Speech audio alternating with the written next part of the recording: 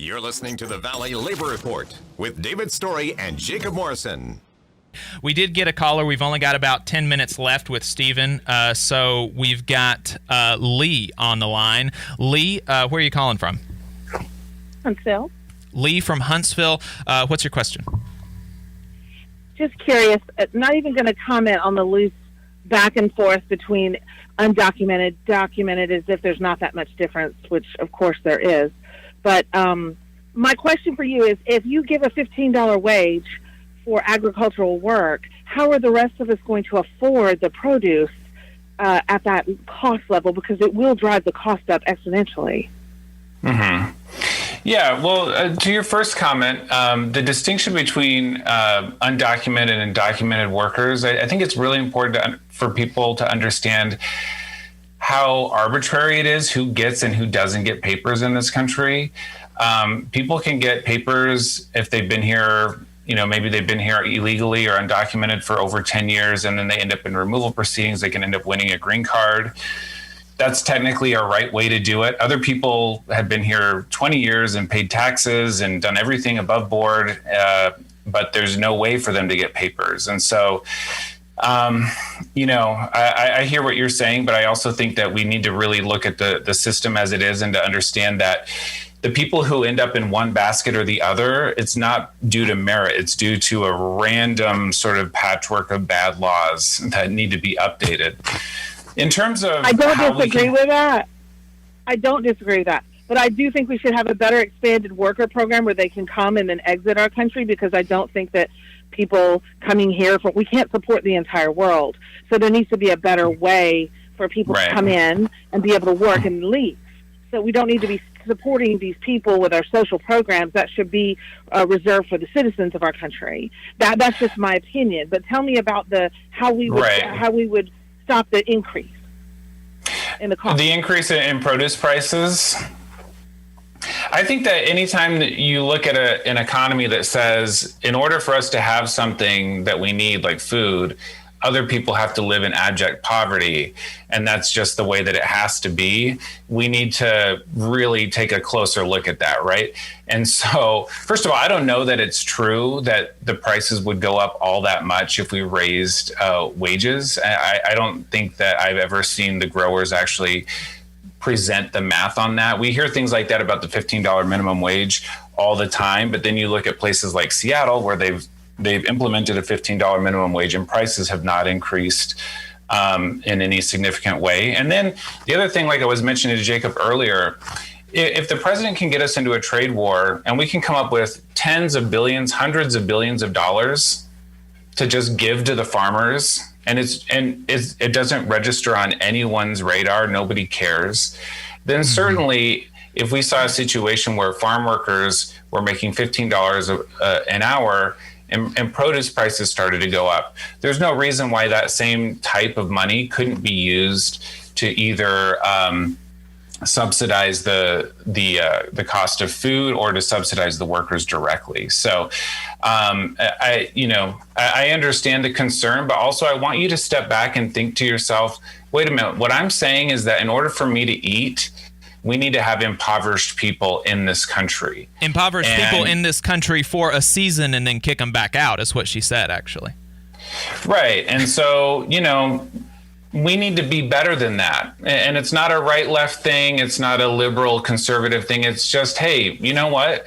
I don't want the guy who comes to fix my kitchen to have to, live on poverty wages, or I don't want somebody who cuts my lawn to have to live on poverty wages. I think that people who work hard should live with dignity, right? And so if that's not happening, or if I think that that's necessary, then we need to take a step back and think about how we can fix that.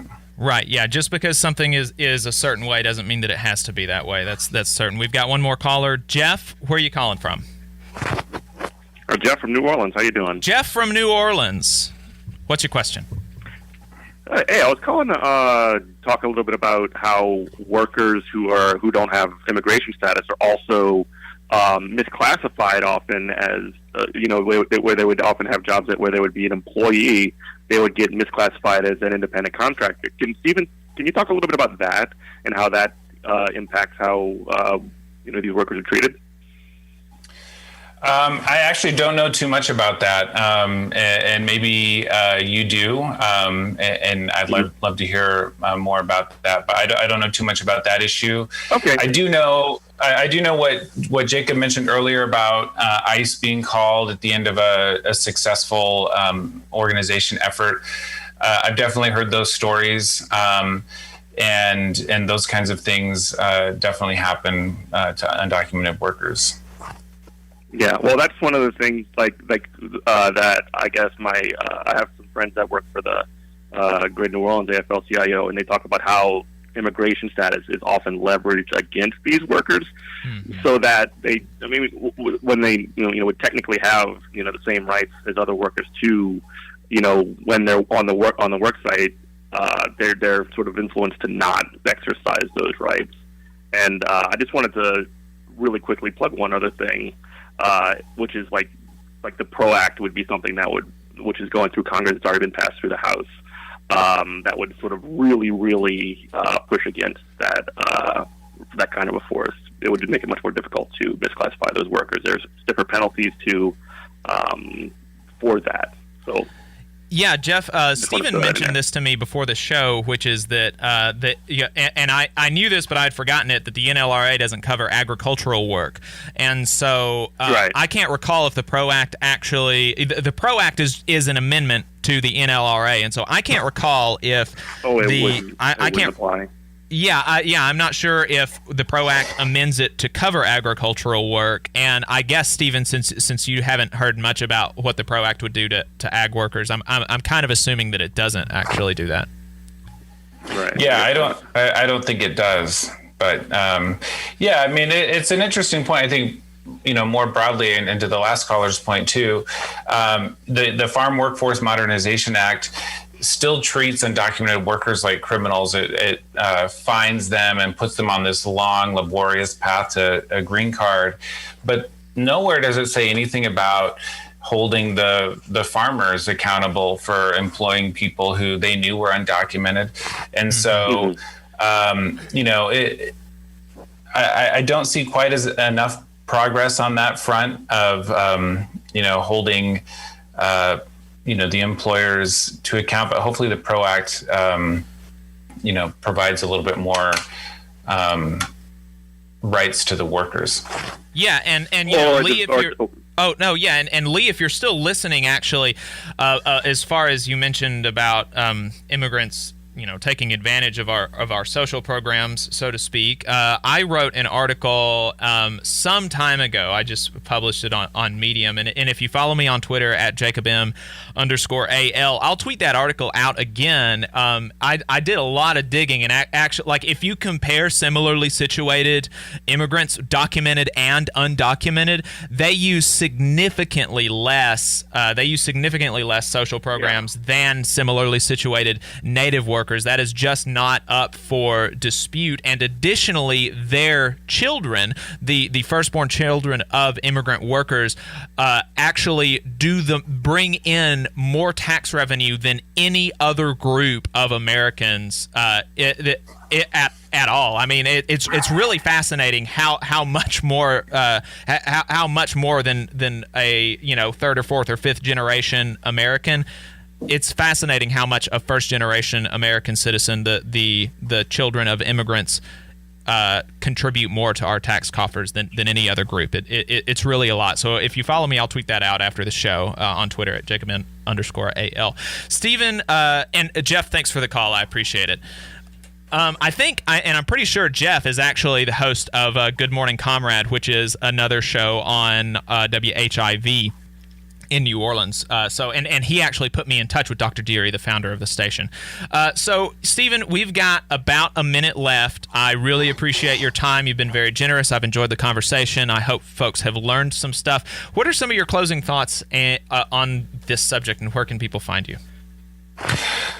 I'm on the Twitter, just like you. Yakima Abogado is my Twitter handle. The podcast is called Redirect.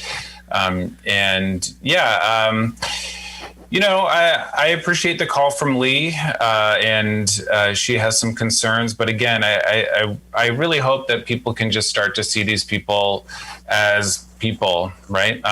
They're hardworking for the most part. Obviously, they're like everybody else, and they just want an opportunity to feed their kids, to live with dignity, and to be a part of our community. And so I think that as Americans, we can do a better job of providing that. Yeah. Stephen, I think that's absolutely right. Thank you so much again for your time. You can find him on Twitter at Yakima Abogado. You can listen to his podcast Redirect wherever you get your podcasts. And so make sure you tune in. Folks listening on WHIV, we're going to be signing off. If you want to hear the last half hour of the show, make sure you're following us on YouTube at The Valley Labor Report, following us on Twitter at Labor Reporters, stuff like that. Everybody else, we will see you on the other side of the break. Make sure you stay tuned. You're listening to The Valley Labor Report. You're listening to the Valley Labor Report with David Story and Jacob Morrison. If you want to see what we're up to throughout the week, get our snide quips about the news of the day, and see our extra midweek content, then you need to follow us on social media. We're on Facebook at facebook.com/The Valley Labor Report. We're on Twitter at Labor Reporters. I'm on Twitter at JacobM_AL. David is on Twitter at Radical Unionist. That's spelled RADICL Unionist. If you missed part of the show and want to go back and watch it later, you can search YouTube for The Valley Labor Report and subscribe to our channel. You can go back and watch the full show there, and we also clip segments that you can watch throughout the week. We also upload the program on more than 11 different podcasting apps. So to see if we are on your listening platform of choice, go to thevalleylaborreport.transistor.fm/subscribe. We've got a website where you can buy our awesome union-made hats at thevalleylaborreport.org. And finally, if you appreciate our work and want to help us stay on the air, then consider throwing us a couple dollars a month on patreon.com/thevalleylaborreport.